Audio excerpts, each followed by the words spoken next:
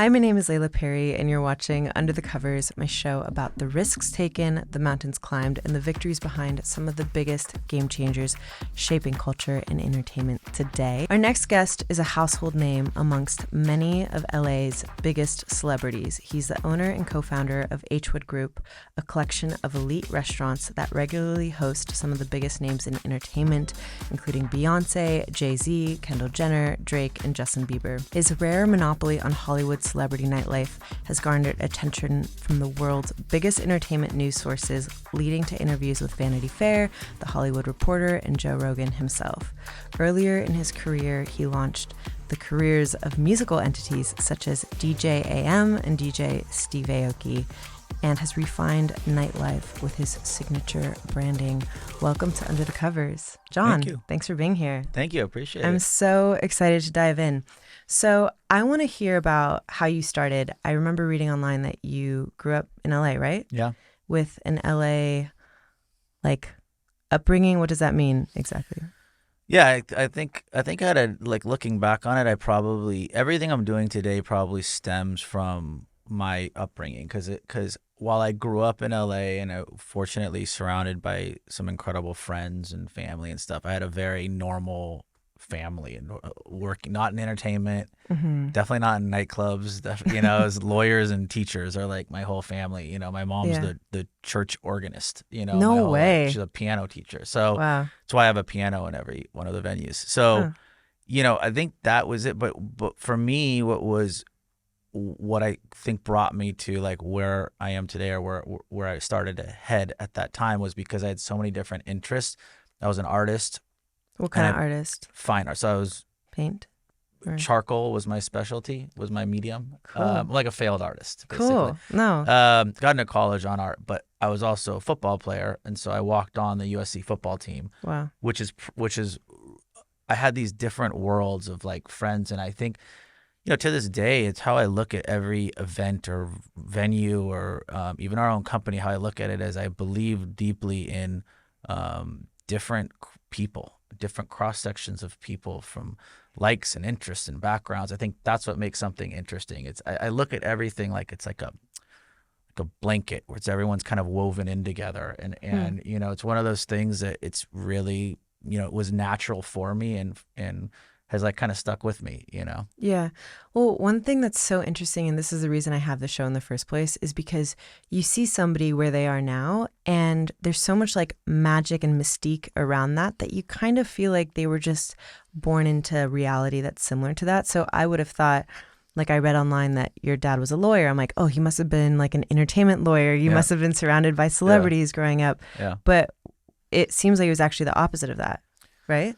Yeah, that's correct. Actually, I think that's probably what my and people always talk about the celebrity aspect of us.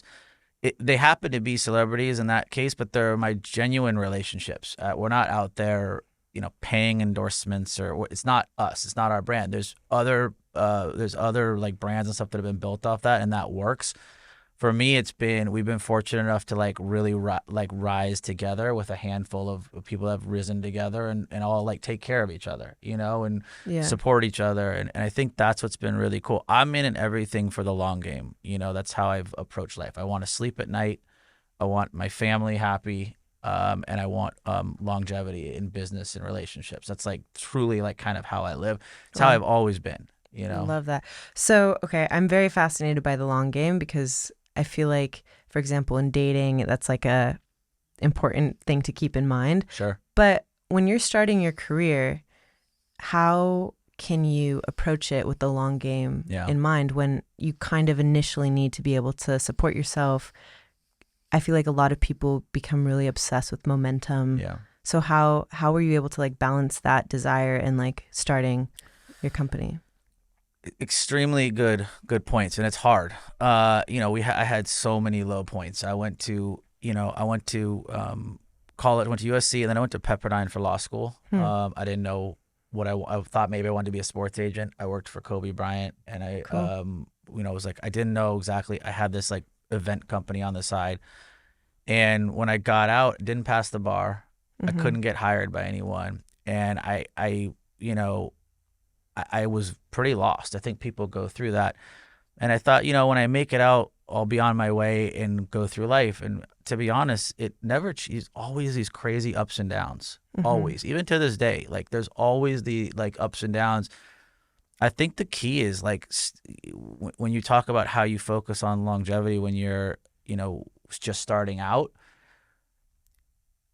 you can survive and be just fine versus wanting more than you should have at that moment. And it's a really hard discipline to have, because you see, when I was starting out, the big industry was mortgage people. My best friends are making fortune. It was the subprime mortgages. It was before the crash in 2008. Wow. So everyone was that, and there was tech, and I had a law degree. You mentioned earlier AM and stuff. AM and his manager Larry actually were the ones to spot me and hire me, and no one did. And but how did they know who you were? So they grew up in LA, and they saw the events and things that I was throwing, and they knew my background and work ethic. I've always said I don't come from the richest family. I don't think I have the best of anything. So the one thing that no one can ever take from me is work ethic, just crazy hard work. And I have that same mentality to this day. I think they spotted that early, and that's how I kind of started and helped in that regard and all aspects. And I realized at that time that's how I wanted to go on and build a hospitality. What I wanted then is what I'm currently doing, which is crazy. I wanted to build an elegant luxury hospitality group that entails restaurants, clubs, lounges, hotels, which I'm not at yet. But, yeah. Oh, that's going to be a dream. I can see that. And so I had this motto of like, don't just be in it for the relationship and with people. I've always loved people, and don't expect anything out of it. And along the way, you'll have the right ones with you and the wrong ones, and you just learn that, at some point it'll pay off. Hopefully. You never know, but you have to take that risk. What were some of the risks that you took? Well, risks as far as like long game? Or just like risks in your life that you're like, I'm investing into this with my time or my money. Oh, my whole life was a risk. When I got out, my grandma left a bunch of the kids a little bit of like money, and supposed to put it in savings and stuff, and I put it towards the first nightclub and raised from family and friends. And I said I'm going to go all in on everything I do, and while it was amazing, lost it all.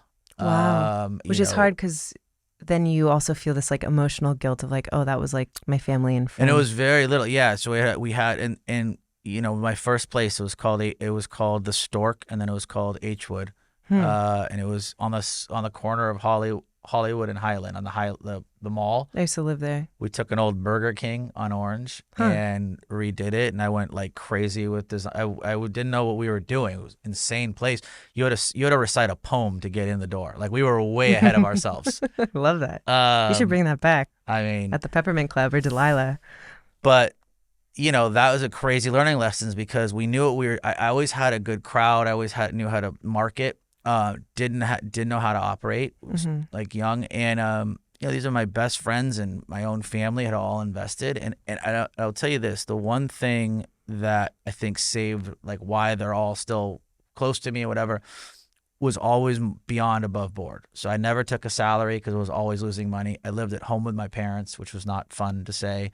Because at that point you probably were what, like 30, 25? When that opened, yeah, I was 27, 28. So, you should be, I could be having a lawyer salary even though I didn't pass the bar. Yeah. You could have some sort of salary, And also I feel like you're just brushing over it, but like when you unpack the sacrifice that takes on your personal life, even from like a dating perspective. Yeah. Like, I feel like there's probably a lot that you were putting on the line for hoping for like some future gratification. Yeah, my and I don't know if this is healthy. My whole life was around that work, and that included some social. I couldn't have dating in that regard. Ironically, my wife I met then was like wanted nothing to do with me because of how and we ended up re-meeting years later and married and kids and stuff. So it's kind of funny, but yeah. I was so driven. I still am, but so driven then to get to like where I wanted to, go with my own and our own career.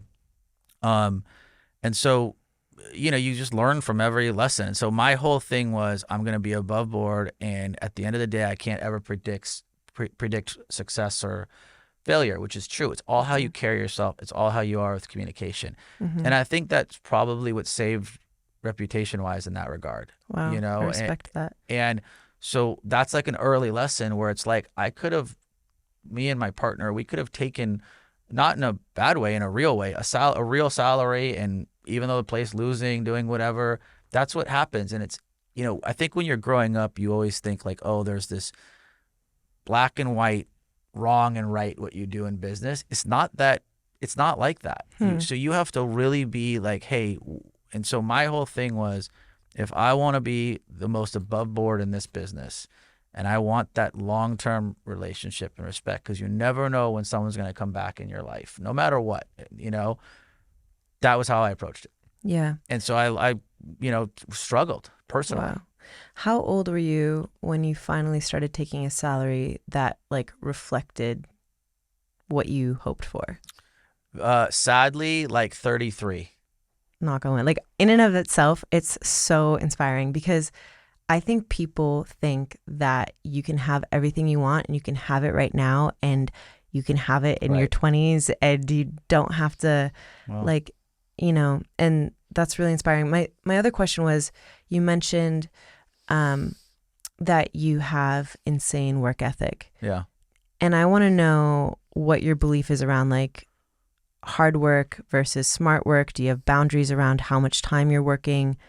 Were you like doing all-nighters? How did you like find the balance between being a healthy human being and also having friendships and family and relationships and really moving the needle forward on work? Very tough balance. There isn't some right answer. I can always tell you this: there's always time. People like to say there's not. You just make time for things in that regard. So I think for me, I'm just I'm super efficient on like how I do everything. I also I'm up super early, and I'm up late at night as well. And like for me, which means what, like 4 hours of sleep a night? 4 or 5, yeah. Whoa. I'm up by like 6:37, and then most nights, I don't know, midnight 1, sometimes later. And then, the balance I've tried to have is I always try to take Sundays off full day and night. I always try to be, home like dinner and spending time with family and stuff 2 nights a week from 4 or 5 p.m. on, and have it really like planned out, because otherwise if you don't, I'm the type of person that would just only work. And it's not good to do that, right? When you talk about working smart versus hard, I always hear that, and there is some truth to it, but it's funny because at the end of the day, it all depends on the career you're in. Because for me, the more I work, the more I'm building places, the more I'm doing things, it actually requires more work. It's you can't just work smart in that regard. Now, because it puts more on your plate. I used to say, hey, I'm going to be at every right event or thing. I have streamlined all of that to where that's, in my mind, working smarter, where it's like only if I'm throwing something or if I'm actually needed for our own business and or personal, take away social life. Other than that, I've streamlined that for my life in that regard. I've also, in the last couple of years, I'd say I've really gotten into delegation mode as far as having people like live on their own with me, and people that have been with me for years. Now it's time for them to grow, and you have to do that trust. Yeah, I was gonna say you must have a high level of trust, because they could, like 48 laws of power, like they could potentially just take what you're doing and run with it, right? So my theory on that exact thing is that if that's the case, then it really was never mine. And so, in my opinion, like I don't think anyone can do what I do in the way I do it. They can do it in their own way, maybe better even, but then that's their own path they have to learn. And that's the type of thing. But if it's available to steal from me, then I haven't been good to that person with me. So I try to be beyond good to everyone with me is like growing. I mean, they've been with me. We have the lowest turnover. Everyone's been with us for 10, 12, 15 years. And some have started as, interns, some have started as bussers, it just varies, Yeah. And so that is kind of my theory. So then you want to give back or to the person that's helping you, versus if I was kind of stopping them or thwarting their, growth, then they're going to stick it to me and do whatever they can. You don't want that type of life. I don't. Yeah, same. So that's kind of how I viewed, because I have a lot of great people that are with us and have kind of been groomed under me, and my partner's Brian is the same mindset as me in that regard, just different side. He's more of the financial business side. And you're the creative. More creative, Mike. So yeah. I love that. Okay. I'm a lot more fun. I can tell. I haven't met him. I tell him. I'm sure he loves that. Every person's dream comparison. Okay, so take me back to the beginning. So you got accepted to USC. You had a background that was like, as you said, charcoal painting. Yeah, pastels. And did you go to school for, you didn't go to be a lawyer initially, right? No, so I got into Michigan on art and was going there, accepted, and then a fluke, my friend took me to a USC like party or something, and I was like, I'm not going anywhere else. So I switched over and I was going to do art there, but then I actually... But what were you thinking? Like, art is not an easy career path. Like, were you going to be like a charcoal artist? Right. Wow.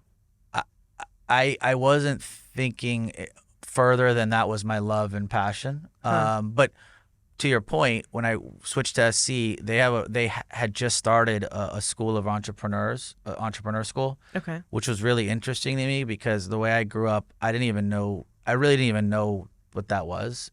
Now it's a normal thing, but when I was growing up, it's like, you're an executive, you're a lawyer, you're a doctor. Yeah. And so it really like called to me. So that was my major, entrepreneur school at SC. I have a question. So your parents, one was a lawyer, one was a teacher. Yeah. Were they like supportive of you just pursuing what you loved, or did they tell you like, hey, you should be a little bit more practical? They did a couple things. My dad was pretty serious on, he didn't care anything I did, go be an artist, whatever, as long as I went to law school. He's like, you can do anything with a law degree. At his mentality was you can fall back on that, in that regard. So a big reason why I did that was because I was the family mentality. Okay. When I got my mom supportive on anything I want to do. Love moms. The best, yeah. The career path I started out with was beyond unusual, but it was because I couldn't get a job. I got turned down to being a cabana boy at 2 of the hotels. I didn't have enough experience or something. To be a cabana boy? Literally. Yeah. I had that same problem at 16. I was like, what job experience? I haven't worked yet. Right. But I was like 19. It was like sad.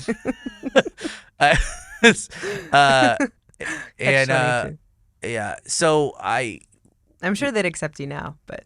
Yeah. When I was like making this move, it was hard to explain to them that I was going to go... The DJ world didn't exist. Nightclub world was not a business, and to credit like SBE and the Randy Gerbers or whatever, they made it a normal business in that regard prior. So when I explained, that I was going to work for this DJ, like literally that career didn't make sense. And so that was kind of hard. And then were they supporting you financially? Yeah. Okay. Well, kind of. I had my events company. I had a promotion company. So I was a promoter. I started as a promoter. Brian did too. He had a massive promotion company. And that was making money? Yeah, it was. Not a lot. I mean, I had to live in my parents' house. Yeah. Yeah. So. But so you didn't have to pay for groceries or rent, but right. You could pay for everything else. Right. So my question is, promoters, like, as far as I know, promoters, they're the guys that like have a bunch of hot girls' numbers and they text them being like, show up at Bootsy Bellows or wherever. But like, I don't actually know what a promoter is, so you'd have to tell me.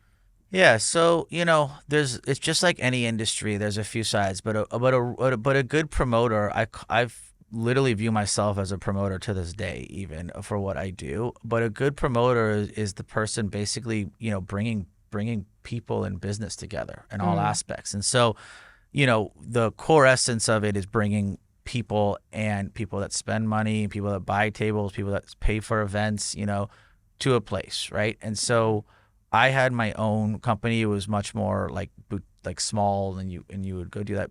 Brian, my partner, had a massive one, like big promotions and events, and he had tickets and all of that. And you really learn, like, for me, what's good about it is if you give me an empty room, I'll know how to fill it, right? At the end of the day, restaurants, hotels, amusement parks, what's the whole name of the game? Filling it with people. Yeah. You know, and to me, you have to have that experience. And what's funny is that some of the biggest people that have gone on to, do things started as promoters. The Tao guys, did that, and they're the biggest in the game. Randy Gerber, all these guys that they graduate to it. Andre, the Chateau owner, Chateau Marmont. It's funny because if you make it out and you grow, so like I was never gonna last at that, and that was why I said I'm gonna turn this skill set that I have, the ability to raise money from, I think our first time I did that, it was probably like 50 friends. It took a lot to fill a do. Room? No, investment wise. Oh, okay. It was hard to raise money for the first time. Yeah. Because you have no track record. Yeah.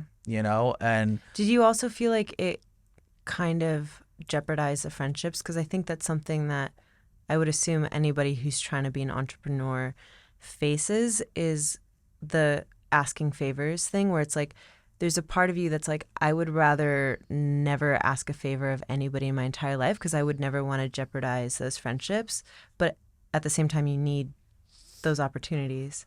Yeah, I think that's a really good thing. I was so driven and so hungry to do what I was doing that I didn't mind having that. But you do feel nervous about it. And so that was my thing, was I wanted to be beyond above board, which is why I didn't do salary, which is what there was a bunch of things we did and made him treat him like king, a ton of things that, looking back on it, saved my relationships and saved and how I've approached everything, but was really hard. It was very hard. I mean, I couldn't, I truly remember not being able to afford coffee. I had no credit card. It was kind of crazy, actually. Yeah. And at that time, I had a small apartment. I was barely able to pay for it, figure it out. I mean, it was. So you must have been rough. 33 at that point, or 30. Yeah, 29, 30 in that regard. And in a way, I'd make money really was on events and stuff. You get those types of fees, So, okay, let me just make sure I'm understanding. So at 30 years old, you couldn't necessarily afford a cup of coffee. Let's just say that's $3, $4. You had asked 50 or so of your friends and family to invest in a nightclub that I assume you'd already started at that point and it already failed. Yeah. Why did you want to try again? 3, by the way. The 3 failed. 3 different nightclubs? Yeah. Technically failed. They were success crowd wise, but they failed financially because I just we didn't know how to operate, and it was just not meaning right. You had to find the nuance between how much to charge people. Everything. There's so much that goes into all of it, but you have to live and learn. So school can't teach it. Yeah. So how did you why did you keep on going? And even after the first failed nightclub, why did you think oh, let me try this again? And how did you convince people to invest in you? Because it's one thing, I feel to get people to invest in you, you have to tell them all the good things that you're doing. Yeah. But if you're hey, invest in my second nightclub. In fact, invest in my third nightclub. My first 2 failed. How would you do that? I was honest. You told them that you failed? Yeah, I was honest about every aspect. Wow. But I also, first of all, that was when my parents were like, are you going to think, what's the career move? And I have no idea. This part I can't tell you why. There was no other thing I was doing. There was no shot at anything else. I would have lived on the streets and figured it out versus doing another route. That's how passionate I was and am about what I do or what I was doing. The only thing I could ever see myself doing was building places for people to come together, whether it's, eating, hanging, hotels, any of that. That was all I wanted to do. So I had to figure that out. I went back after failing all this. We went back and basically we're as promoters. We're hired to do different places because I had no other way of getting an income. And then I really didn't want to go to any other friends or investors. I found a old bar in Santa Monica that I've been kind of going to for next door forever, but I found it. Which one? It was called Hideout. Okay. And I convinced the guy, and I to this day I'm good friends with him, but his name's Mark Verge, and I convinced him that I was so hungry and so passionate to give me the bar and pay for me to redo it. Did that turn into Shore Bar? Shore Bar. Wow. He gave me $100,000 even to because it's all you have to invest in to redo it. Wow. Whatever concept you have. And so my concept was like a hybrid members only, which is the upstairs for the locals, because I knew the area so well and grew up, and a great local bar, right? Mm. And that was the thing. And to build a place for $100,000 is very hard. And so we came pretty close, but we had a contractor, designer, builder. I basically had, and he's with me to this day, did it for free. Based on, I said, look, I'm going to go on and build this empire. I'll have you on everything. Wow. And he did that, and I've stayed true to my word. Wow. That was 14 years ago. Wow. No, that was, about 14 years ago. How many, so he was a contractor, right? Contractor. Builder. Now he designs the places with me. He has a great company. But that was like we did that together, and Shore Bar turned out to be a really, big hit. We learned how to operate. It was small. Mm-hmm. Brian and I had to like really do, and Adam, to this day, all of our guys are together on it. And from that, we were able to get real momentum, and we ended up basically having an opportunity to go buy this place, Truesdale, which was our first nightclub back into venture. We turned it into Bootsy Bellows. Wow. And from there, we really took off, in my opinion. Yeah. No, because, yes. First of all, like the most iconic names, in my opinion, in your space are, ironically, Bootsy Bellows, the Peppermint Club, Shore Bar. Like those are all the Nice Guy. Yeah. And Poppy, you might not even know that they're all part of the same company, but like when you're hearing like where the who's are, or like where everybody is on a weekend, or where everybody wants to go get dinner, it's all your locations. And considering the fact that like LA is such a saturated market and incredible restaurants, venues, like that's very hard to, I feel like, have such a strong branding that like people know. But I'm curious, like one, like how many doors did you have to knock on before you found somebody who was willing to like basically do this whole project pro bono? I think it was a good amount, but I got introduced to him, and I think he understood just how I am as a person and believed in it. And I think in his mind, at the end of the day, it's a risk, but if I'd failed or if I didn't keep true to my word, that was his loss. But if I did, then it's great to go on, Mm-hmm. I think I knocked on a lot of doors. That's a major aspect of me is persistence. I have a really, I call it a smart persistence, because you never want to be the annoying person. Mm-hmm. You have to know how to like read and understand a situation. But to me, I think that the way I view things is there's nothing I can't do or make happen. Yeah. Whether it's true or not, I don't know. But that's my mindset. Mm-hmm. And so and I think you'll find that with a lot of entrepreneurs where it's like, do you believe in manifesting? Is that like you manifesting your... Totally. I just don't go into all the jargon, but yes, it is. I'm a healthy mindset. I'm a simple guy in that regard.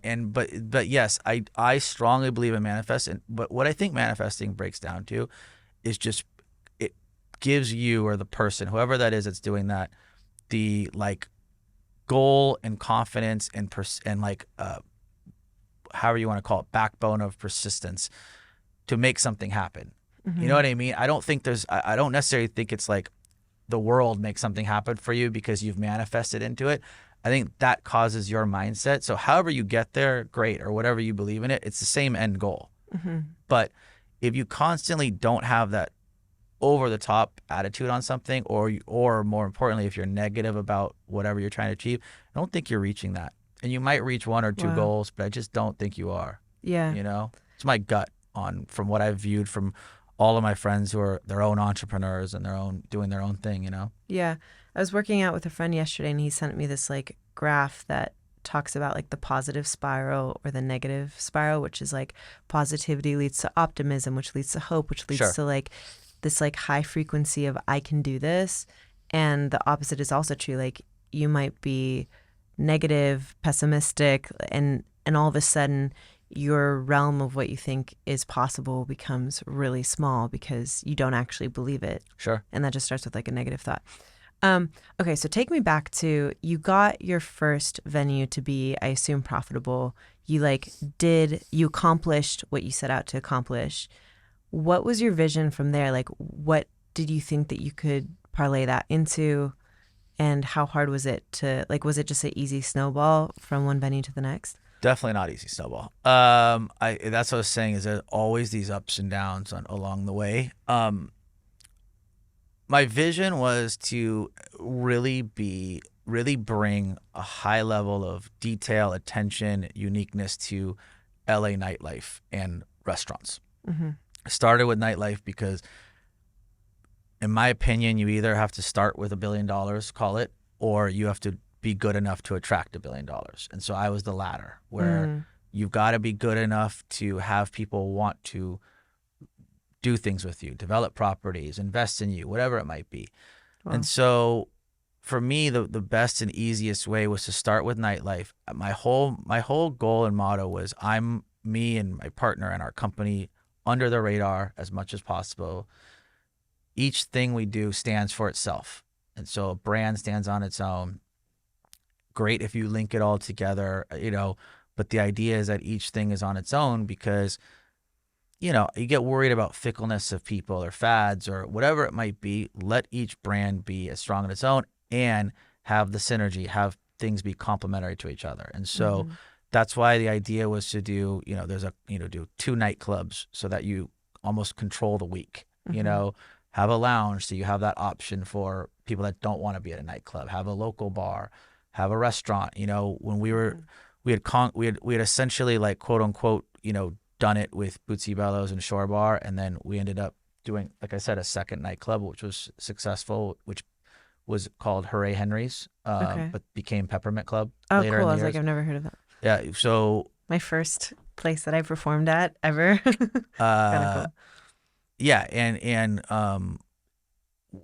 for us, everything was to tell a story about building this hospitality portfolio out. But like Nice Guy, for example, when you talk about was it easy snowball, it wasn't. So we were successful. Then when we were like, some of our friends are becoming the biggest celebrities. There's paparazzi now. Like they can't be in nightclubs like it. I'm assuming you're talking about like Drake, for example, or somebody like that. It's actually before all that. And like just in general. Was it just coincidental that these people were your friends? In a way, I mean, I think I met a lot of people along the way thanks to what I was doing with DJ AM and just from growing up in my friends that were becoming kind of their own actors and musicians. And I always credit Katy Perry for being so early and supportive with us as she was rising. I mean, a major aspect of that. And like what did that mean? Like what was her just support? always doing events and birthdays and stuff with us, but just supportive. And like that means a lot, in that regard. And so like stuff like that, when they're becoming bigger, you can't be out like that. And then even ourselves, you could see our crowd. You have to watch and see what people want. And we just had this desire to really go more into restaurants. It's more my vibe anyway. My partner and I, I've never done a drug. I don't do anything related to what do you think the cliche nightlife is. Yeah, so, I'm like, you're very different than what I would have imagined. So to be honest, it was like more like it's a business and it's a piece to the puzzle. But my real dream, was to do this overall hospitality company, which was to really excel in like that restaurant world and hotel world. And when we went to go to the investors about, or all of our friends, and they're just like, there's no way you can do a restaurant. That's a totally different world. There's no shot. I mean, like real hard no. To the point where when we did have someone in, we got the lease, we started to design an idea of what we were, wanted to do, which was going to become Nice Guy. And he pulled out leaving us in a really bad spot. The investor pulled out? Yeah, and he said we were too nice of guys to be able to like do the restaurant business. Is we that named Nice Guy? Yeah. That's how you came up with the name? Yeah, it was. I love that. A casual finger to the enemy. Yeah, and I mean our Adam, who's one of my partners, who's been it from the beginning. He had a dream that we named the place the Nice Guy, and that's how Wow. it kind of. We're just like, we're going with the Nice Guy in that Yeah. regard, and it was like a nice combo of things that like, I don't know, it was good, and I see the guy around to this day, and it's really funny for me. Yeah, You know? I bet. I'm 'Cause sure that feels phenomenal. I view Nice Guy as like our Nice Guy and Delilah to me, and probably Bootsy are our like global brands that are recognized. And so we really learned that restaurant world and honed in on it, and it is a very tough world. And like I always say, the minute I'm not in and around my venues is the day I should probably not be in the business, because you have to live and breathe this business. Like, because on a daily basis, the nuances are changing of what Yeah. the needs are. Yeah. Interesting. You said something earlier that I want to talk about a little bit more. You said you either have to start out with $1 billion or attract $1 billion. Yeah. So I would say the average bear does not start out with $1 billion. Correct. Though I will say, like, the perception of people that are successful is that they did. But anyways, what was it that you thought was needed to attract $1 billion, and what did you think that you had that could match that? I think that I think you have to stand out. I don't know, whatever business you're in or going for, you need to be true to what you are. So for me, I genuinely loved people, I loved art, and I loved design, and I was going to bring all that together. And when I was starting out in LA, it really didn't exist. It was a London, New York thing. And in LA, if you had just had no restaurant, no nightclub, they didn't have that attention. And so for me, I think that was my whole thing. And then as I developed it more, I realized I think I have a good sense of servicing people, like of a concierge level of like around. So that was kind of my whole mindset of doing it to that next level. And at the end of the day, you have to just take a gamble. I didn't have a crystal ball. I didn't know if anyone would like, these designs that, the places and the everything down to the cocktail napkin we like lament over for months and months. Like it's a real serious process in that regard. And so you never know if it'll work or not, but you can't know until you take the shot, Yeah, exactly. I love that. So, that is definitely my motto on kind of the business world. And like you said, most do not, although there are those out there that do, and they just go buy things, and it doesn't necessarily equate to success. Yeah, that's so interesting. So now, like, 2023 version of your life is you have what, like 6, 7 successful venues? Oh, Hwood? Yeah. No, we have 17, and we Wow. have 5 under construction. 5 new ones. Yeah. All in LA. No, we're everywhere. We have the Wynn Las Vegas. Wow. We have Nice Guy in Dubai. Cool. We have Harriet's in Nashville, Toronto, and Brooklyn. We have Delilah opening in Miami next month or November. So it's a good amount, actually. Yeah, that's a lot. Yeah. And if you had to like think about your vision for 5 years from now, like what does that look like? Business wise, I think it's probably we're really expanding Delilah and Nice Guy. So having successful in key markets. So whether it's 5 or 6 in key markets around the world, having those be successful, and having a hotel. I think we have a great concept and idea for our own hotel, and that has to be in LA. Cool. LA is our home.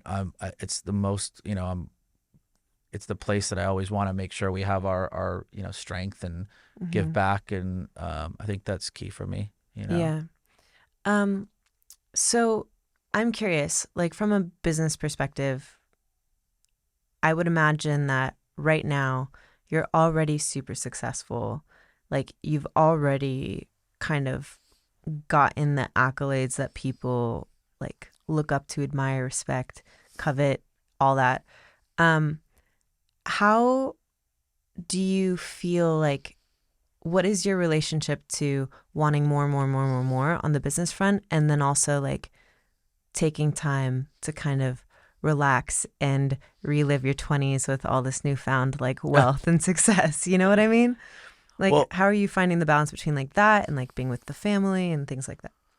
yeah, I think, well, first of all, I think that's the scary part. I don't view myself as that success and accolades yet, as you mentioned, which I appreciate, but I think that's a big thing for me because I have, so much more in my mind that I want to achieve business wise. So it's tough for me to even, and it's probably unhealthy because you're supposed to enjoy the ride in a lot of ways, even the bad part, but it's hard to do that, With that said, my only focus is, it's having a good business and my family, my wife and kids. It's the most important thing. That's the only other time I spend. So we schedule time to go away, 3-4 times a year versus, let that sit. Like there's a bunch of little things that you just do, Yeah. but it's not easy. You have to really like schedule that, Meaning like make family time a priority. make it a priority, schedule it in. And it's definitely something I need to get always better at. I think a lot of people, do and don't recognize it, or it's too late, or, Yeah. but that's just something that I'm always trying to, get better at. But that's all I really care about in life is the family and making sure that they're good and healthy and happy, and only way to live. Yeah.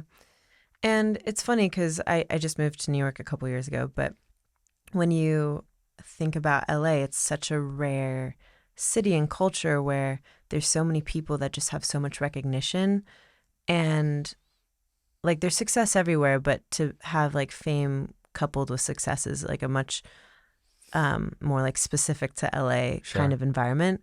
Do you feel like that is something that you very specifically enjoy being a part of? Do you feel like you're in work mode and can't actually enjoy like some of those affiliations, or like what is your relationship to that? Because I feel like that's like a very natural human thing to be curious about and like desire having more of, and in a way like you are the pond that like household names swim in. But having more of what though? Just like like friends that are on like a very, very high level of recognition and fame, and like, kind of, because like, for example, like I met you at a housewarming party that was like very bougie, and I feel like you're probably, as part of your work, associated with like very intimate settings of very famous people. Like, is that something that you like enjoy and at one point really wanted, or is that just like another day in the office? Yeah, I think especially now, all that matters to me if it's the right relationship. I think the answer is there's times where it's work, and then there's times where it's like true relationships. It's all that really care. I don't really think about whether it's any sort of person in that regard. It's more about the relationship that I have, whether it's someone of that level or not in that regard. Probably early in my career, I thought I needed to be at all the right things and stuff, and definitely for a while. I think that was a major thing. To just like bump shoulders or whatever. Just be it, yeah. And I think that's natural when you're starting out. That's definitely the opposite of my mindset now, as of the last several years, in the regards of like it's more about if it's my friend, if it's something that we're doing, work wise, great, and if not, I don't necessarily care. Need to. Yeah. In that regard, I love that. I think that's actually where you go wrong in LA when you get wrapped up in that worry. So true. And all to this day, all my best friends are from high school and elementary school, and like those are like my real. That's like that's like who I'm surrounded with on a daily basis, and none of them very few are in entertainment and LA, where all they've been doing their own business, own families, and like to me, I think that's like a better way to, be. But Yeah, I it relate varies. to that. It's so funny because I feel like you're right. Like the allure when you first come to LA is like so many famous people. And like, I remember I went to this Grammy party and it was like Justin Bieber, Ed Sheeran, Katy Perry, like you name the celebrity Sure. in the music industry and they were there. And obviously I'm a singer. And I got really sick. I was like in bed for a couple days afterwards. And I started thinking about it and I was like, wait a second, Ed Sheeran is not Ed Sheeran because he went to this party. He's Ed Sheeran because at some point he was like in the quiet of his own studio or his own home working on the craft. And I was so convicted about that I actually like moved out of LA for a year and just like started really honing in on the craft and reminded myself. And I feel like it shifted my perspective to realize like you can be the flame and not the moth, and like you can create something that's so valuable that other people want to be a part of it, and that's actually more important than just like you don't become Ed Sheeran by like hanging out with him. Correct. Correct. Yeah. What was the biggest whoa, I can't believe I'm doing this moment of your life? Man, these are tough ones. Yeah. That was good. I just started. Whoa, I can't believe I'm doing this. You probably have more than the average bear of that. Pinch me. Like business related, or it doesn't matter? Doesn't matter. I think so. I grew up in the event, like my world. This guy Mike DeLuca was like an idol of mine, the producer, and I think when I got to throw his Oscar party, Wow. it was a whoa, great moment for me in that regard. So special. Yeah. Love that. Well, that was for your career. Yeah. Sorry. So what about for your life? Like personal life? Whoa, I can't believe I'm doing this. Yeah. Like, this is cool. Or like this is terrible. Like I'm 30 years old and can't afford a cup of coffee, I mean, there's that. That qualifies. I actually was it was Starbucks and my credit card declined and I had nothing else and I had to leave the line and no one That's helped hard. pay it forward. Wow. I know, rough days. Wow. Damn. Would you recommend to somebody else to do what you did, which is like not get paid till they're 30 so they can start a dream? It depends on that person. Hmm. If that's all they want, they got to go for it. Yeah, I mean, I'm telling you, the more you get into more entrepreneurs that have, and by the way, entrepreneurs all level, actor, singer, everything. Mm-hmm. You be hard to tell me people that don't have these same actual stories. Yeah. Because No, you seriously. can't. I don't think you can rise the way without. I'll never get over that moment in that regard. I still don't get over not passing the bar. That's an issue for me. Yeah. I'm surprised you didn't go after it again. I did. Oh. I didn't pass twice. I was gonna ask earlier, but then I was like, wow, that he gave up fast on that. I love that. Like more power to you. I couldn't a third time because I was literally opening the first club, which was Cool. LAX. So Yeah. Wow. yeah. Sick.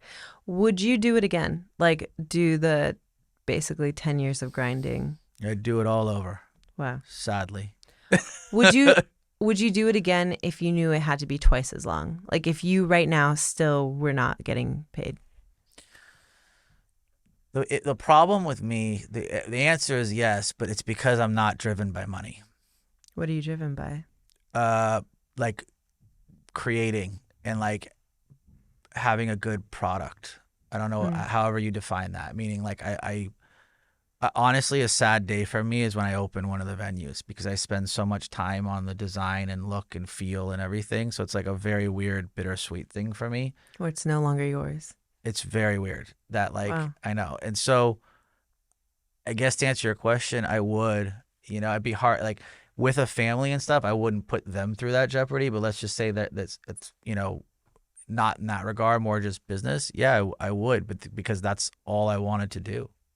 I love that. That's so cool. If money, reputation, and relationships didn't matter, would you prefer spending most of your time at work or somewhere else? No, I prefer spending with my family.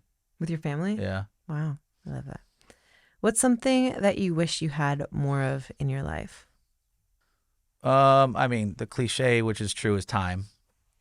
Right. It just is what it is. But you can't, like, that's changing the laws of nature. But like, as your life is right now, Mm-hmm. like, what would you want more of? I don't think there's anything I want more of. Is that an okay answer? Yeah. That level of being content is like so rare and amazing. But what is something that you wish you had less of in your life? I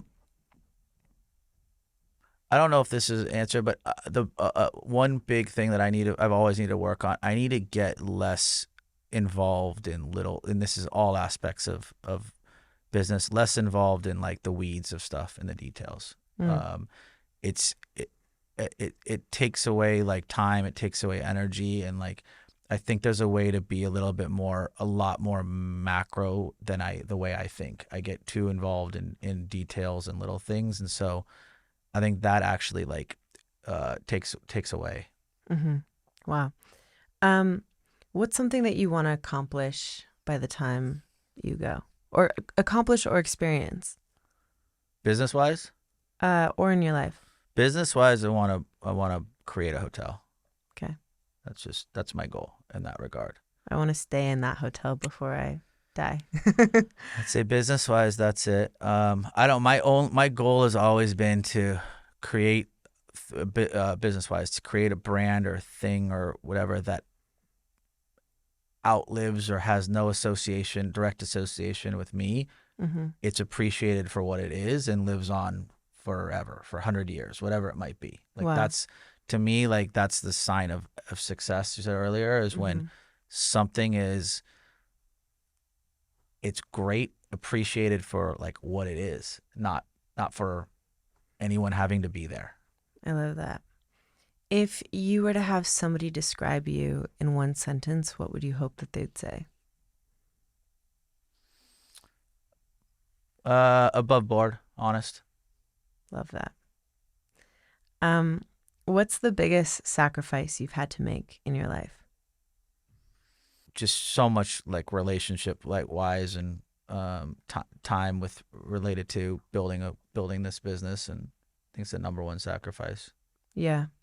I actually wanted to go back at one point and talk about that, because you were saying that when you were first starting out, like you actually met your wife, Yeah.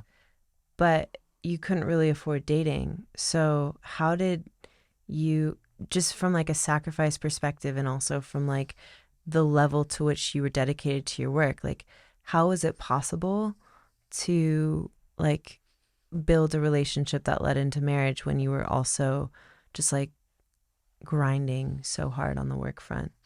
Well, we were dating, I thought, and I think she didn't, so she took off in that regard.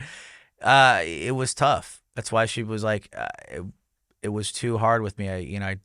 Like you said, I could barely afford to do any date. I didn't have time. So we stayed friendly. I'd say every year we would talk. I would always do an event and invite her.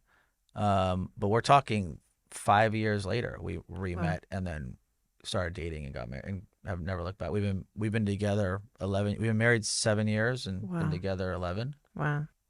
I met her very early, like she had just moved from Austin, and so it takes a while, you know. Yeah. Would you rather have all the success you've had so far, but make no money, or get like a blank check for, I don't know, $50 million and not have any like creative, beautiful venue to show for it? I have to answer that as a man with a family, so the blank check probably. I love that. I think if I was in my own world, it's the creative. It's just me, you know. But love that. there's reality to things, you know. Yeah. Okay, your turn to ask me a question. Oh man. You know nothing about me. That's okay. It's a lopsided situation because I obviously researched him a lot. Would you rather have, so you create a song, singer, writer, whatever it might be, all the fame in the world for whatever reason, and you don't, whatever bad deal you've done, whatever it might be, might get great recognition, not great money, versus the reverse where you're the wind beneath the wings, you're unknown, but it's your song and you make real money on it. For sure, the fame with no money. Love it. Yeah, because I feel like impact is such a rare and like precious commodity. And the fact that like I opened for the Coldplay tour and to like stand in front of an audience of people and have in a way like the most valuable asset, which is like their attention. Sure. And to be able to impact them is so satisfying. Sure. That, yeah. Cool. Yeah. Okay. Second question for me. Would you rather,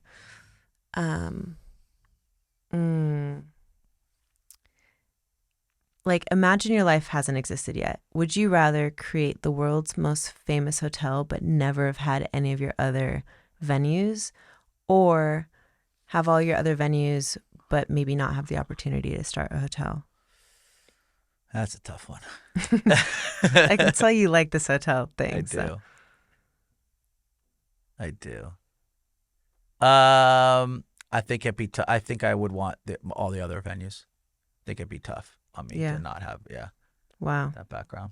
Wow. Okay. It's a good question though. Thanks. Would you rather create with a blank check the album of your dreams with any collaboration possible? You have unlimited resources for that, or a blank check, unlimited resources to tour for a year, anywhere you want? What's your answer? That question. I feel like without the world's most incredible album, you can't have like the world's most incredible tour. So I would choose the album. Sure. And would love to collaborate. My last question for you is, would you rather have, like, let's just say, unlimited time to spend with your family, knowing that all of your business ventures were successful, but you weren't having to do anything for them? Or would you rather have a balance that's similar to what you have now, where you're like on the daily involved in the creativity and the process, but maybe don't have quite as much time to like spend with your personal life? I think I would prefer to have the family time. I really do. I don't, I think it's a key thing, and I don't see how it can ever, in that regard, it's tough to do that coexisting, but Yeah. I love that. But yeah, it's interesting. They don't teach how hard the balance is of work and personal life. Yeah. True. I agree. Okay, my last and final question is, what's something that's under your covers that people might not know about you? I don't know. I don't know how much people know how I'm always like dressed up because I love stuff like that, but I'm like pretty casual, and like I like just this. I literally only like chicken tenders for food. I eat like a 5-year-old in that regard. Really? Yeah, like I'm. Do your 5-year-olds eat like that? They like make fun of me. Wow. They eat like salmon and stuff. Wow. It's like no way. I'm in that regard. I'm pretty like quirky in that. So and I'm kind of pretty private. Like I'm not big on like social media or anything. So I think most don't know stuff like that. I mean, my wife makes fun of me, and friends make fun of me in that regard. But yeah. How do you deal with that when you go to somebody's house just asking for a friend, where it's like they're like, "Oh, I'll make you dinner," but you're like, "I don't eat sushi," or like I think I'm the ultimate people pleaser, so I'll never make anyone feel. I know I'll never make anyone feel bad, but like it's definitely my thing. Is that kind of how I am personality wise. I love that. Well, I have so much respect for you. I feel like your story is really inspiring, and I think that it's always amazing to see how different people's perception is of like people have to cut corners to get to the top and like not have excellent levels of integrity, or they were handed it and didn't have their credit card declined at a Starbucks when they were 30 years old. And I just have so much respect for you and appreciate you coming on and sharing your story. Of course. Thank you. Thank you.